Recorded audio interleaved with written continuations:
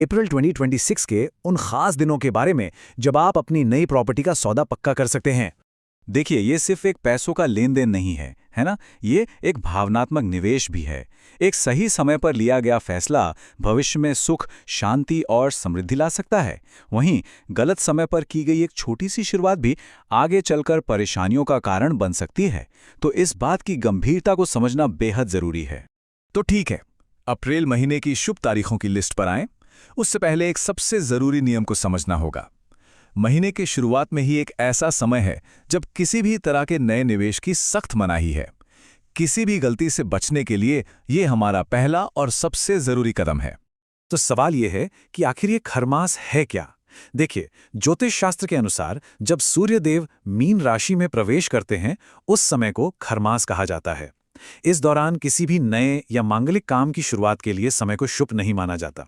सीधी सी बात है, ये एक ऐसा समय है जब हमें धैर्य रखना होता है और किसी भी बड़े वित्तीय फैसले से बचना होता है।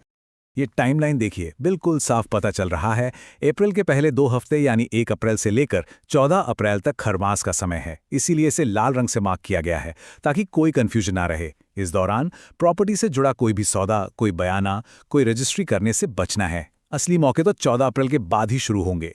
तो अब जब खरमास का समय निकल गया तो हमारे सामने कुछ विकल्प खुलते हैं। लेकिन ठहरिए, इनमें से हर तारीख कुछ खास ज्योतिषीय शर्तों के साथ आती है। तो चलिए अब उन तारीखों पर चलते हैं और देखते हैं कि उनमें क्या खास बात है और हमें क्या सावधानी बरतनी है। 16 और 17 अप्रैल का जो ज्योतिषीय समीकरण है वो बड़ा दिलचस्प है। एक तरफ है रेवती नक्षत्र, जो जमीन जायदाद के लिए बहुत ही शुभ माना जाता है, लेकिन दूसरी तरफ है अमावस्या तिथि, जिसे नए कामों की शुरुआत के लिए अच्छा नहीं मानते। तो ये विकल्प सिर्फ और सिर्फ तभी सोचना है जब सौदा करना बहुत ही ज्यादा जरूरी हो और उसे आगे टाला ना जा सके। इनके अलावा 2 और मौके हैं, पर इनमें भी कुछ शर्तें हैं। 23 अप्रैल एक काफी बेहतर विकल्प है क्योंकि इस दिन स्थिरता देने वाला पुनर्वसु नक्षत्र है। वहीं 24 अप्रैल का जो मुहूर्त है वो देर रात 8:14 के बाद शुरू होता है और अश्लेषा नक्षत्र के कारण इसमें थोड़ी अतिरिक्त सावधानी बरतने की सलाह दी जाती है।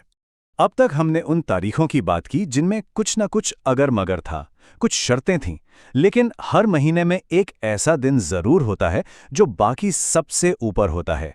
एक ऐसा मुहूर्त जो हर तरह से शुभ और शक्तिशाली हो।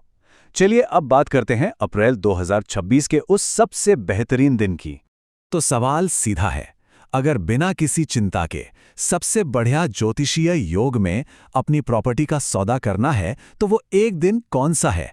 वो कौन सी तारीख है जो हमारे निवेश को सबसे ज्यादा फलदायी बना सकती है?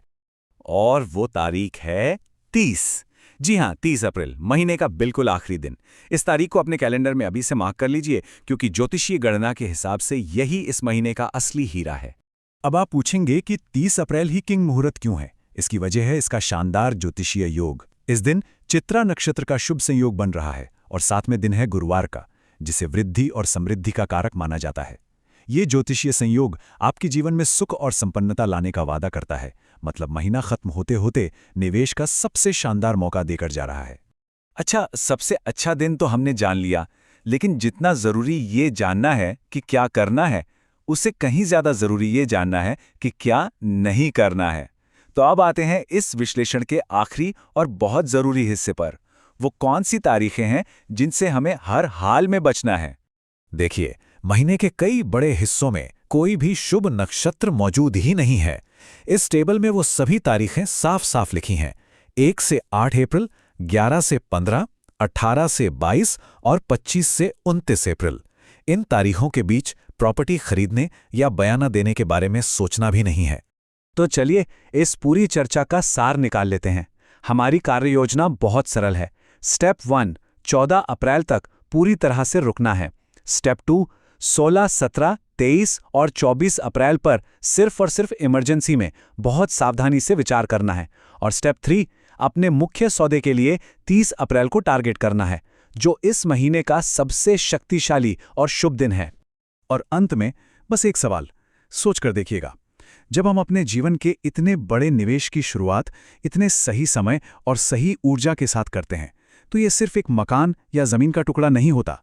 ये उस भविष्य की नींव होती है जिसे हम हमेशा से चाहते थे। तो सोचिए, एक उत्तम समय की नींव पर कितनी मजबूत समृद्धि और स्थिरता बनाई जा सकती है।